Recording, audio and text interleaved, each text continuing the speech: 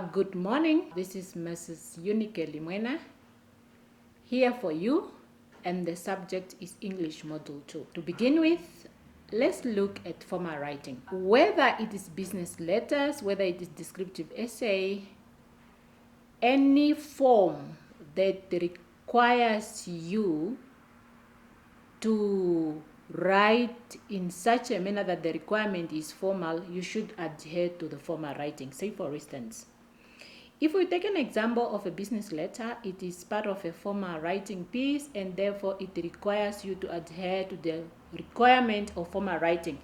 For instance, a business letter, a letter addressed to the business, it requires you to make sure that it's written formal, it is brief, it does not have contraction, it has to be written in a full form. That is one of the requirements. It should be objective, it should be tentative, it should be clear, it is straight to the main point. You don't write rough work, you just state the main reason why you are writing. You should be polite enough. You should not use slangs, right? Even if you know the owner of the business. And it should take all formal means, meaning that it should have two addresses, right? And it should be ended into a formal way, and it should articulate the main subject being underlined, right? Quickly to a descriptive essay because of time. As the word implies, descriptive essays requires us to describe either an event, an emotion, a person, a place, or whatever we are required to describe. Okay? Where students should make use of descriptive words, say for example the adjectives. They can also make use of strong nouns. They can also, which carries a meaning, they can also use adverbs in their descriptive essay, so that at the end of the day we should be able to understand what is being described. Okay, how to summarize? The point of summarizing has been an issue for some time in English language, and still at this point is something that we need to take into consideration. Okay, it depends on what someone will ask you to summarize. Now, the advice is that always pay attention. What is that person ask you to summarize? Is it a particular text? Is it a particular book? Is it what? Is it a particular event, or what story are you asked to summarize? After you take note of that, bear in mind that when someone asks you to summarize, that person wants you to write a short version of a longer version. However, when you summarize, there are key important things that you need to take into consideration: that you read the original text, okay? You take notes of the main point, and as you summarize, we are more interested in what you call the programmatics. We are interested in the meaning. We want the meaning to be the same, and we want you to pay attention to what you are being asked to summarize, because there are points when you get maybe say a text and it's talking about two different aspects. So you ask yourself, which of the aspect does this particular examiner want me to pay attention to? So that is what you have to pay attention to. And in summary writing, you can make use of your own words as much as possible, but make sure that we do not want to see examples, and we do not want to see more details, right? Okay, and if I were you to summarize, I'll particularly pay attention to the topic, to the topic sentence of the paragraph. Then I'll pay attention to the concluding paragraph, because the supportive paragraph, remember, make sure how you have to craft them, because you do not want to see examples in a summarized work. Okay. And if it requires you to quote in a summary, maybe you just have only that option. Make sure you quote correctly. All right. I would go to paraphrase because it's more or less closer to summarize. However, these two terms are different. If someone asks you to paraphrase, say for instance, okay, paraphrase is one of the skills that the students need to have in an academic arena to demonstrate their comprehension, understanding of a particular text. In academician, students should be able to paraphrase, meaning they should be able to retell a story in their own words. However, as they do that, they can change the sentence structure, but the meaning should be the same. I'm repeating myself. When you paraphrase, you can use your own words, okay? You can have different sentence structure, differs from the original words. However, we should get the same meaning, okay? That is quite important in paraphrasing. And when you paraphrase, unlike in summarizing, when you paraphrase, make sure that you quote because you are not using your own words. I mean, you are not using your original ideas. The ideas, they belong to someone, although you have translated it into your own words, right? You should acknowledge the original owner or the original author of that idea by making sure that you incorporate the surname of the author plus the year of publication. However, because you have translated it into your own words, we do not want to see the page number where you have taken the information because it's no longer exactly the same, but you have turned things around, you have rewritten everything, and therefore it becomes a little bit new from the original writer, except that the meaning is still the same. Okay. I go back now to what's left in this slide that's talking about how to combine questions. And the questions that we are talking about is what you call the WH questions. These are questions which are quite important because they help you to be able to get more information as much as possible, because these are not questions that will give you, these are not yes or no questions anyway. They are open-ended questions.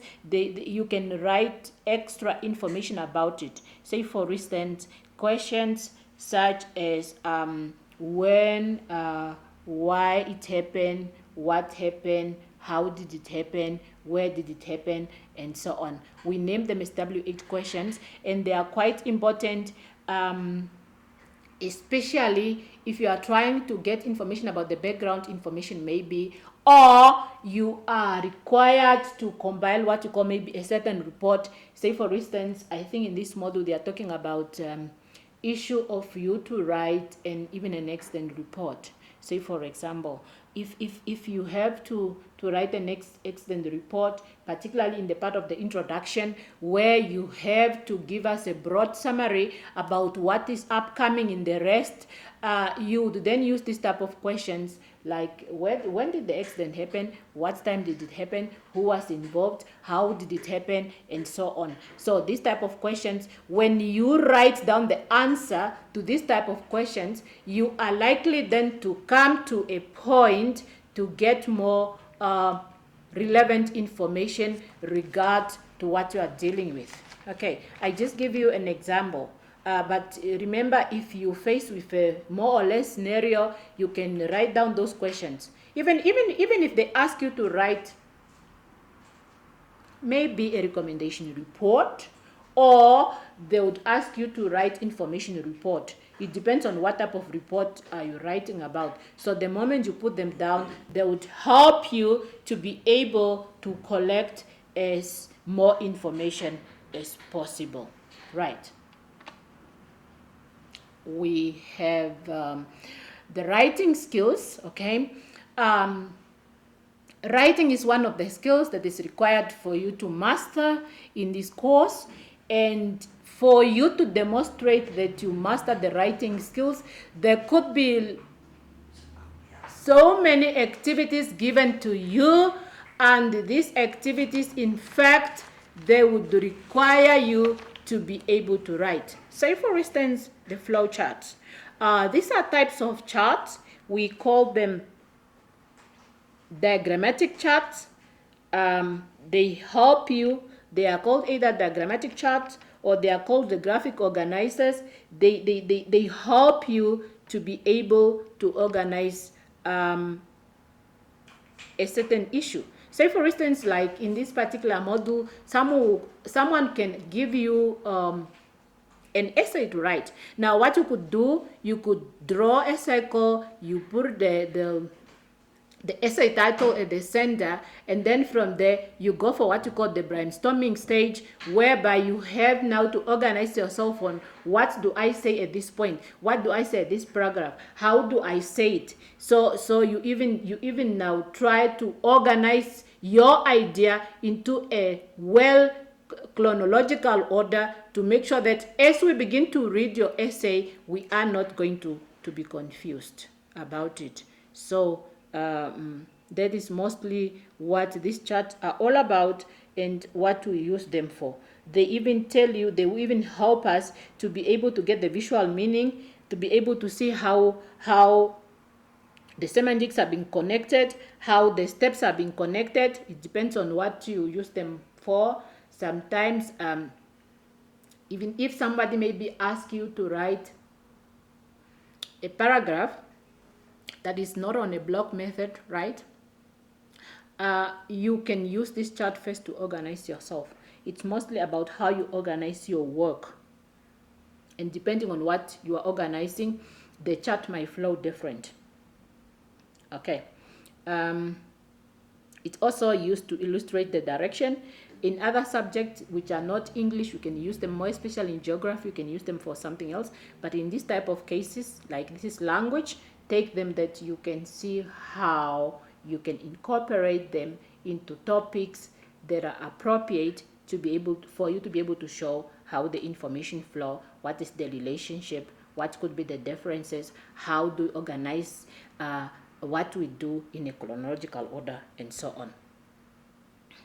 Approach by now, it is what you call a speech. Okay. Some people or some educators or examiners, they might ask you to present a speech.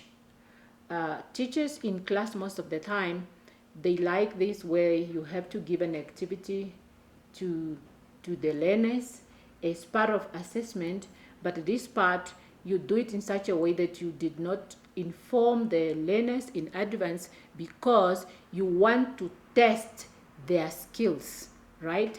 How good are they at articulating aspects which they are not prepared for?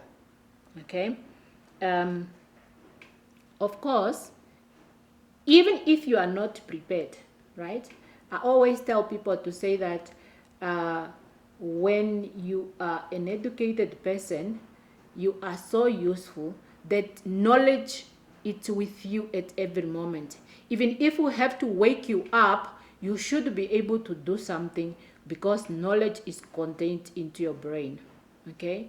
It's not something that you always need to get into a book that particular moment so that you'll be able to do anything. No, it should be with you at every point, and this is why the lecturers or the teachers sometimes they just come up with this type of assessment because they want to test, are you knowledgeable at any point, are you able to solve any problem? Because education, it's about being able to solve problem, and therefore exposed to unprepared speech is an activity to test whether we have people in place, whether we have learners who are able, who are prepared to solve any problem that comes along their way. And getting exposed to unprepared speech is not a crime. I would then call it a very good activity to be able to test around that skill. Now, how do you do it is a question.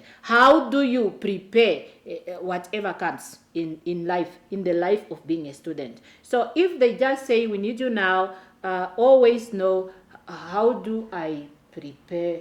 How do I present a certain speech? Okay, if somebody calls me there, I should be able to address these people by saying good morning, starting from those ones who have high rank and so on, down to the less respected, or with people with low ranks. Say for instance, maybe if you got a principal, you start addressing the principal of the school, you start addressing the teachers, and you come down to the learners as distinct guests and so on. And then you look at what is it that this particular person wants me to talk about. Is it about maybe life matters, maybe smoking? Is it teenage pregnancy, or what is it? Of course, you as a human gem, you always have knowledge in you, as I continue saying it. So depending on what is given to you, you click quickly into your brain, and then you get out something that is meaningful. Okay, it can be either maybe somebody will just ask you to respond to a question, or somebody will ask you to respond to a TV or radio show or a media issue. Try to provide every time, whether prepared or not, provide the relevant information. Do not go out of topic. All right, see first, or it should always be new. What is it that they ask me to do? Oh, okay, it's this. Then you continue talking about what is likely, what they want. Okay, talk about what they want, but also, because it's a speech, be also in contact with your audience, right? Your people that you're addressing, quickly assess them.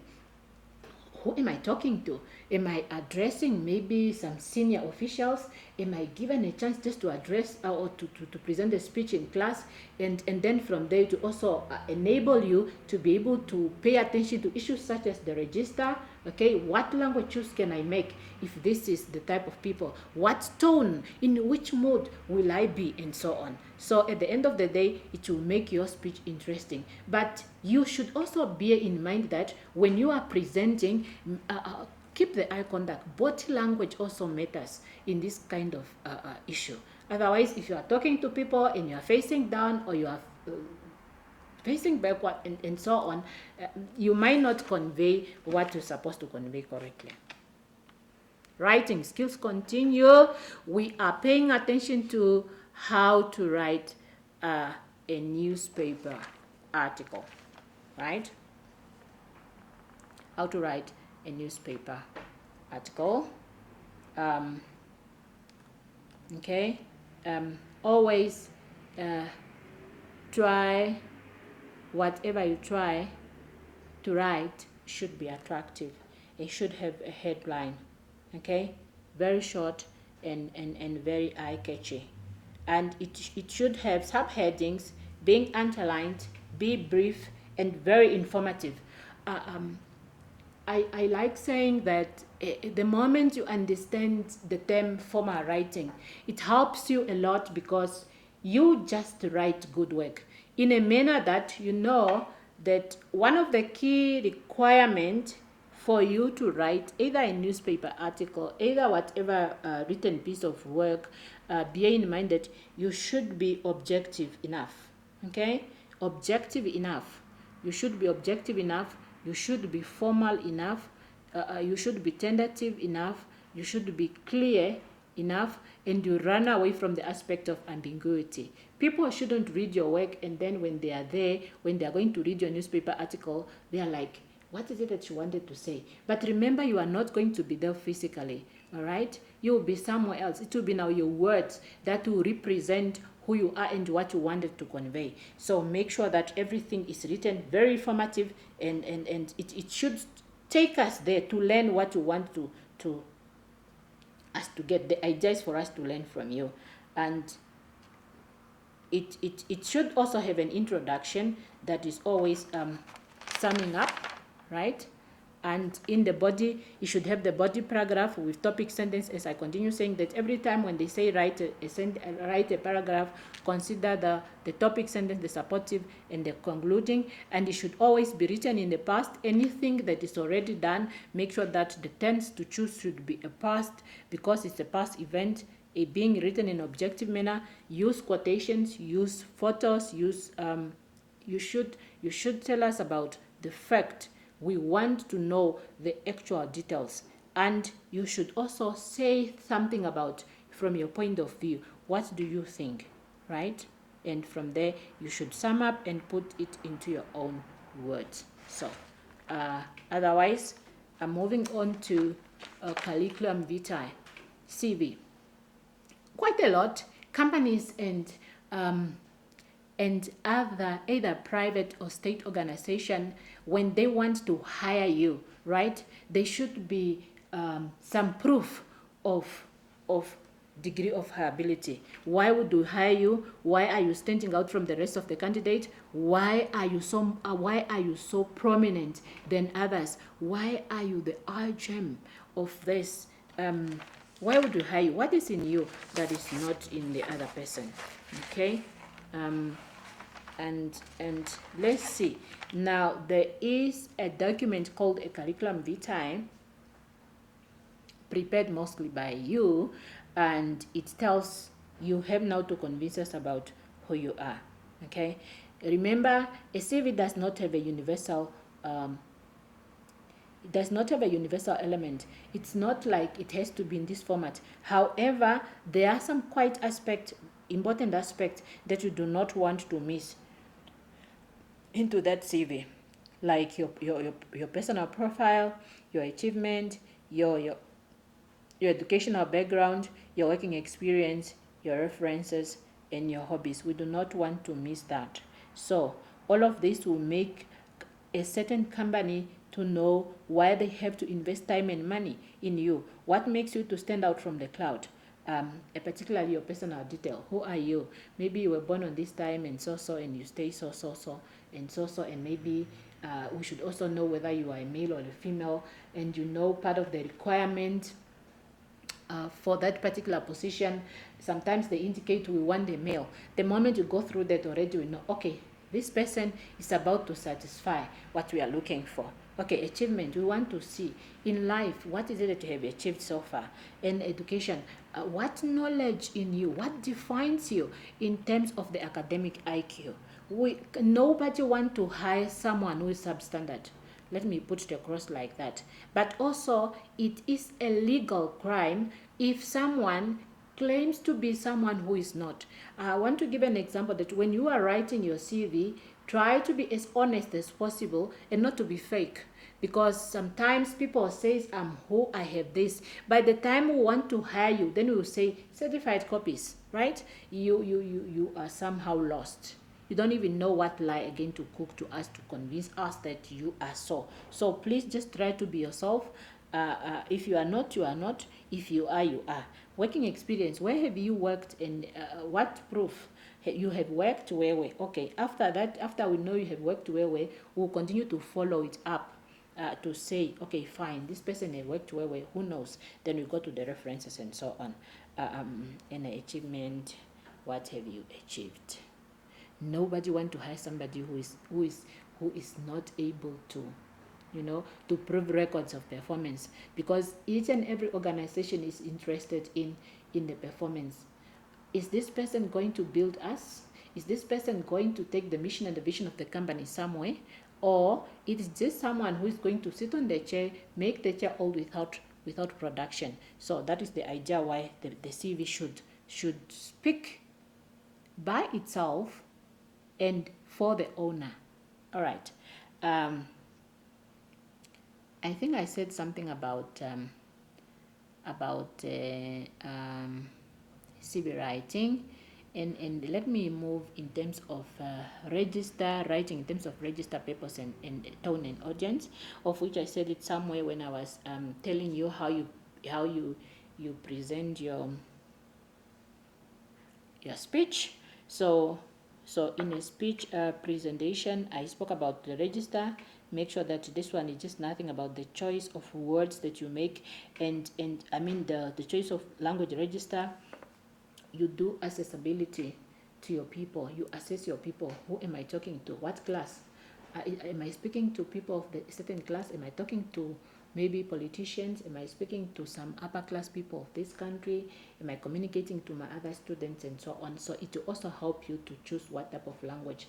If you are talking to adults, say for instance, you know the words to choose. If you are talking to young people, you also know the words to use so that they will be interested in your conversation or in getting the message. Because if you are talking to young people, say for example, and your choice of words, how you address them, is somehow becomes something else. So that is it about the register. And tone. Tone is the attitude toward the audience. Are you too harsh, or are you too, how is your tone? Audience, you ask yourself, to whom am I communicating, and what's the purpose of communicating? Am I communicating to convince people? Am I communicating to persuade people? What is the entire issue here? Why are you communicating? Always make sure that you are in your mission to communicate what you want to communicate, right? And as you do that, you still maintain the other factors such as the register, the audience, and the tone, so that it does not affect your purpose negatively. Okay. Reading skills. Despite us being able to write, we should also be able to write. I mean to read. We get the reading techniques. There are two aspects that are required and quite important in reading. Reading requires us to be able to have a reading skills, and it requires us to be able to have what you call the reading strategy. Okay. When we talk about the reading skills, are skills which are inborn and they're effortless. Everybody is born with this ability to be able at a certain age to learn how to read. Okay. We don't need to apply force to do it. However, a reading strategy comes into being when we got stuck, right? Because sometimes you get a text you are required to read, but you read, say, maybe the first 2 lines, and you realize you got stuck, right? You don't even know how to do. Why? Because you don't understand. You find yourself, there is comprehension breakdown. And if it happens that there is comprehension breakdown, you come in with a reading strategy. Let's see what we have here. We actually have features and function of the skimming and scanning. The skimming and the scanning are part of what you call the reading skills. These are just skills that we use as we continue to read the text. Okay. Skimming, as it stated, it is a reading skills. It is a reading skills that requires you to read, and you just read for an aim of getting a general idea. And when you scan, you go through the text for a specific fact, or you are looking up for a specific word. Like, for instance, if somebody asks you to look for a meaning in a dictionary, it's part of the scanning skill. Okay, we had been scanning and skimming newspapers. I don't think this is quite hard for you guys. Okay, and as you know, when you are equipped with these skills, it will take you to read a text with understanding. Now, what does it mean, reading with an understanding? Sometimes we spend time reading, but we just read for nothing. Someone was there. If I ask you, what did you read? No answer. But the person spent even 3 hours reading. That means the understanding was not there.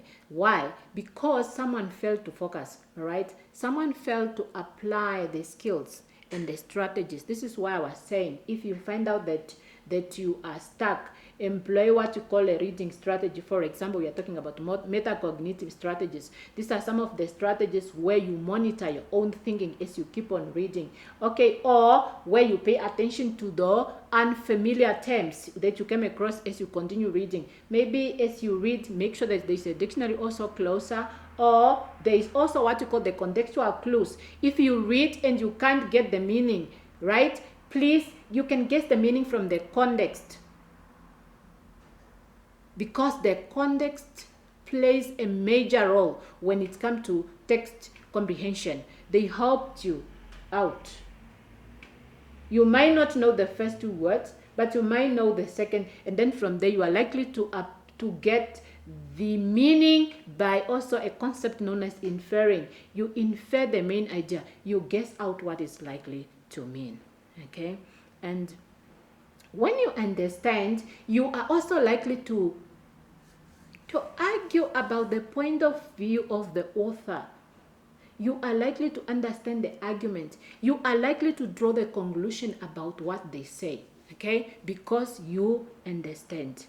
Then it comes to the importance of extensive reading to learners. Please read extra. How important it is. It helps you to increase your knowledge. It also helps you to improve your reading speed. It also helps you to increase your vocabulary. It helps you to understand language in general. So it's quite important for you to be able to read. It's very important to all learners. It's such an important skill. Otherwise, reading skills continues. How to promote reading culture in literature, especially in Namibia. Okay.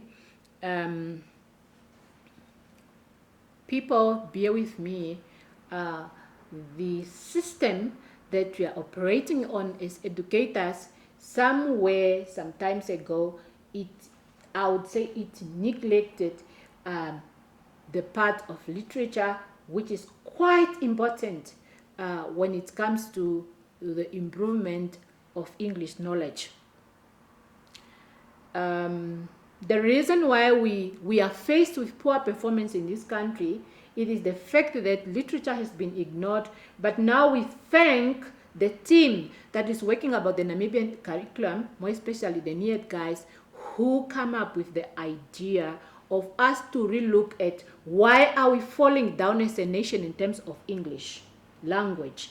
And one of the key aspects that they pick up is the issue of literature. Introduction of literature reading into the Namibian curriculum. This is how now we are looking at the point to say, how do we promote the reading culture? One day I gave examples to the students. I told them, look, we are too ignorant. At a point, you can even enter a classroom where the note in front of that particular door tells you that if you enter in that particular classroom, you are going to die. And mind no, you might find that that classroom will be full. Why? Because we have a culture of reading hatred. We don't like it. It's not our culture. This is why at this point we are now on our knee to see how best can we improve the issue of reading culture. Okay, and here it goes. You as a teacher in that particular classroom, make sure that you create what you call a reading corner. Learners should have a special place. They should know that if I am in this particular class, of course there is a place for me where I can go and sit and read. Now what you do with this reading corner, you make sure that you equip it as much as possible. It should be inviting. It should be conducive. It should attract the mind of someone to say, no, this is a place for me to read. Of course, you should maybe place some posters there talking about the importance of reading. You should place some posters there, with topics which are attractive and that to match your audience, who are your learners. Assess them, learn them. Those are your people. Those are your candidates. If you don't know them, then you are in a wrong mission. You should always bring what they are likely to be interested by assessing their age. If I have the teenagers, what are some of the aspects that the teenagers are likely to know? Then that is how you organize about your reading corner. You can even ask them, guys, bring newspapers, bring your favorite books, story books. They should bring them to class, because there are those now in this particular group who might not be able to get materials. But the moment you take it as a collaborative activity, it will come to pass. It will happen, right? It will happen because now you are assisting the have and the have not group, because people resources wise we are not the same, but that does not discourages from introducing the culture reading into our classroom. You can introduce competition in your classroom. You say, okay, those ones who are reading fast today, there is this book, and then they will win a book. Or you can also bring some books as a teacher to class. Yes, you can also be there to read aloud to the classroom. Remember, you are a role model in that classroom, and you know, if your learners discover that my teacher likes reading, of course they are also likely to emulate the same example. You can also tell them to go to the library. It's quite important. You say, you guys, you must go to the library, or you can maybe invite someone to talk to your class or to read. There should be some competitions going on. There should be plenty of materials available into your classroom, so that as you do this, it becomes the best means of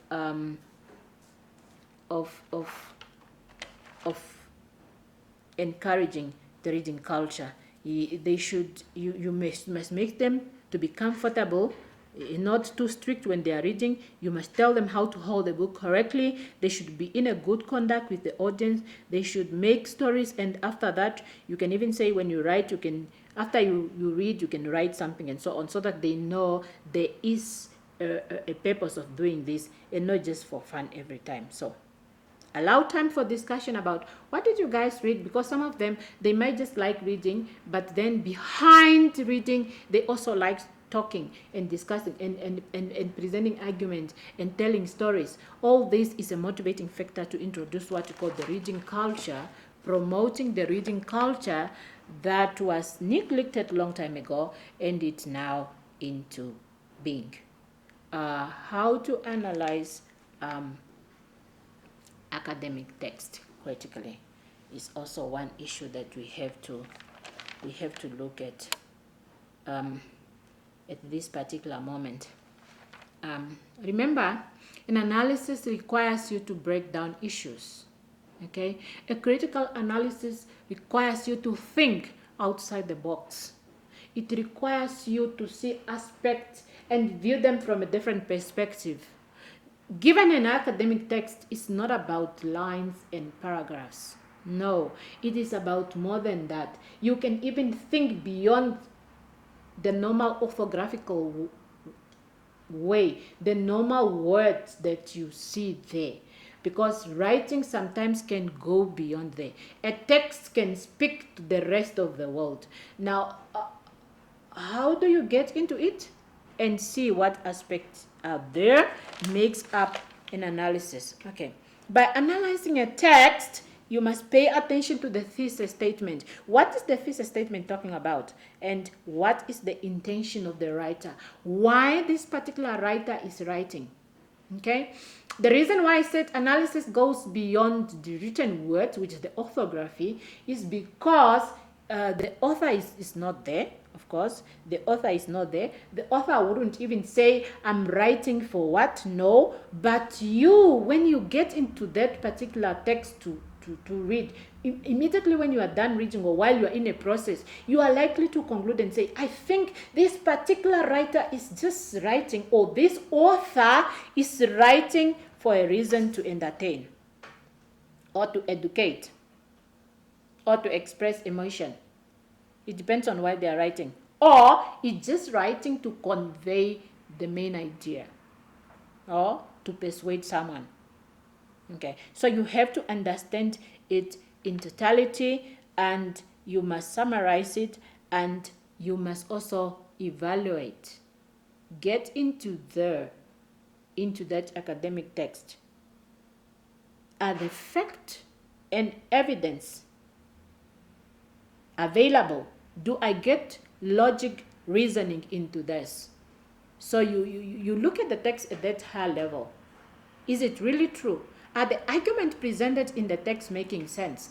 Because academically, this text will not be only written in such a way that the author is writing like the way you are writing a high school essay. This author will write in such a way that the author has to get ideas of others and incorporate them into his or her own work. What I mean by this, the author will go outside there, read a book, read a journal, read whatever source of information, be primary, secondary, and bring in this work into his or her own work, into that academic text. Now, when you come to analyze, you say, but this quote from this particular author, is it really making sense? If the author has used what you call sentences, whereby you combine the information from different author and you put it together, like maybe certain authors, they have defined a certain concept, right? 3 of them. Now, when you come to analyze, you look at it and say, is it really making sense?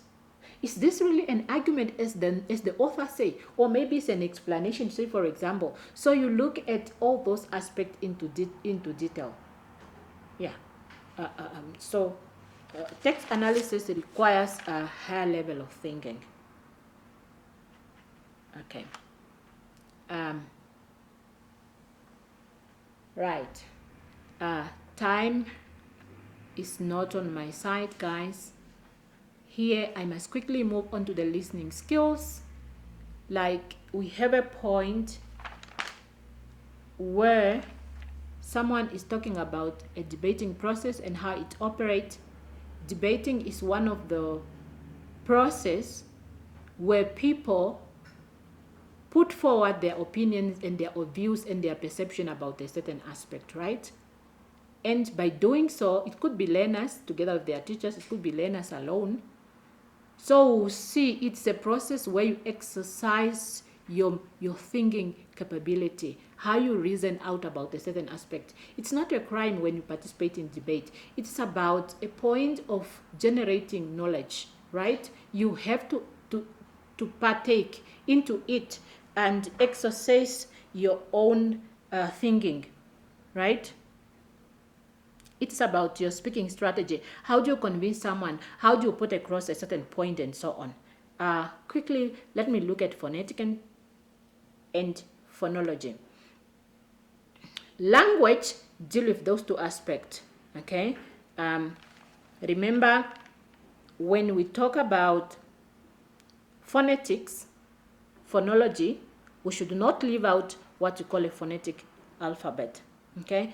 A phonetic alphabet, it is nothing but a standard set, right? It is actually a national standard set, okay, which is based on Latin alphabet, and it is created just for the representation of spoken sounds. So with that alphabet, as is generated, is Latin. The reason being that Latin language, remember, it doesn't have users. It's a dead language. And for that reason, we are no longer going back to make changes. You know, most of the things that we do not want to make adjustment are mostly presented in the language without users, because language without user is a dead language, and therefore it's unable to be adjusted. Therefore, we do not want now spoken sounds to be adjusted now and then, because it's likely to cause confusion. So therefore, the sounds of spoken language are represented based on the phonetic alphabet. Phonetic itself as a term, it is a term that deals with the production of speech sounds by humans. Production. How do we produce sounds as human being? At which place do we produce them? And in which way? How do you make the b, p, p sound? Okay, where you are using your 2 lips, say for example, for certain sounds, and you keep on describing them. Are they bilabial sounds, and are they what? Are they what? So that is it about phonetics. Whereas phonology, we are studying the patterns of sounds, how sound is put together to create meaning. Okay, what effect does sound have?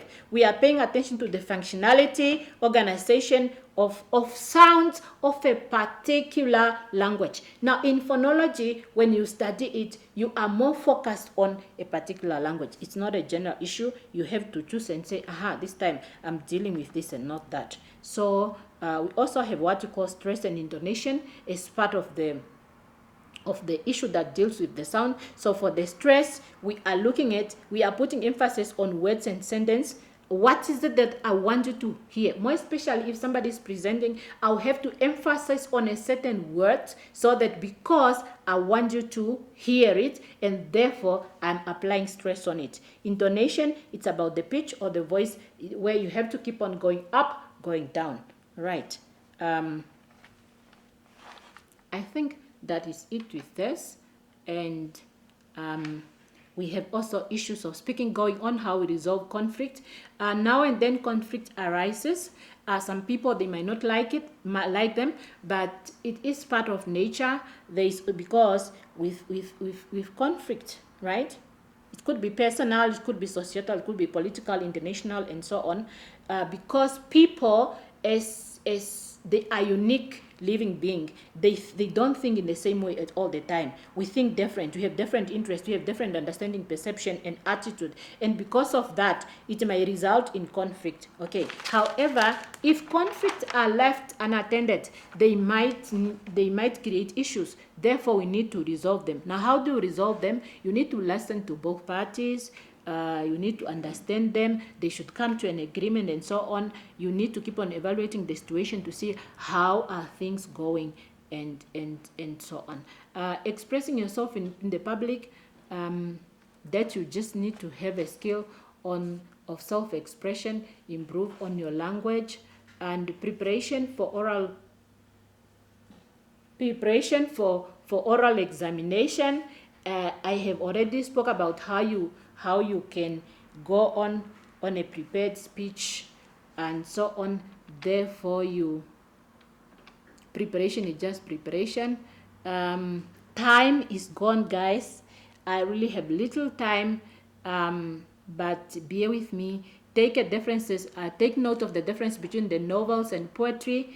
Take note of the features of a poetry. Say, for instance, I want you to take note of the following features. You should know what a simile is, which is a comparison between comparisons that use as and like. As faster as what? Maybe as slow as a tortoise. Maybe if you are slow, that is simile. Personification, you give human qualities to non-human, like the sun is dancing. Onomatopoeia, it's where it's talking about the forms of words from sounds like bouncing and so on. Alliteration, repetition of consonant sounds. Assonance, repetition of vowel sounds. If you have to look at the entire feature of poetry, there are so other aspects. You can look at the stanza, the title, the diction, the repetition, the symbolism, and so on. There's just a lot that you can work out. Otherwise, allow me to touch first on the issue on the type of narrators. Remember, we have different types of narrators. The narrators can be the protagonist, which is the main hero in the story, the secondary character, closer to the protagonist but not the main hero. Third, omniscient, the one who can read and know all from the life of the main and the major characters. The detacher, obligent, which is relying on the story but not on his own opinion. We also have the commentator who adds commentary, as we all know, and the interview who just get the details from the different characters. Finally, look at the short story are also part of this. So know that when we talk about a short story, you need to know the characters, the setting, the conflict, the plot, and the theme. The theme is just nothing but the main idea. The plot is the series of events that the character or the action which relates them. And the setting is nothing about the time and the place where the event has taken place. The conflict is the struggle between the two people or things in the story. Is it the struggle between human and nature? Is the struggle between human and human? And so on. And finally, make sure that you know the different genres of poetry. Like we have the occasionally, and which is a poetry written with the references to a particular event. We have a tragedy, we have a parody, we have order and other forms. So as you prepare for this module, make sure that you pay attention to the aspects of poetry, and you must also pay aspect to certain literal terms that they make use of. Thank you very much. I might not touch all the aspects because of time, but I continue saying I'm very willing, I'm available. Should you get stuck somewhere with a certain aspect, feel free to contact me because I am here for you. I believe your success is my success, your failure is my failure. When the students are failing, we always question who is the teacher in class, because the students, they cannot fail alone. I am the driver and you are the passengers. So please, your driver is ready, she's willing. Time issues it's a challenge to all of us.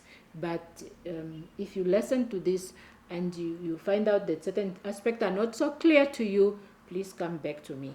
I'll be able to help you. Thank you very much. Be blessed and see you next time.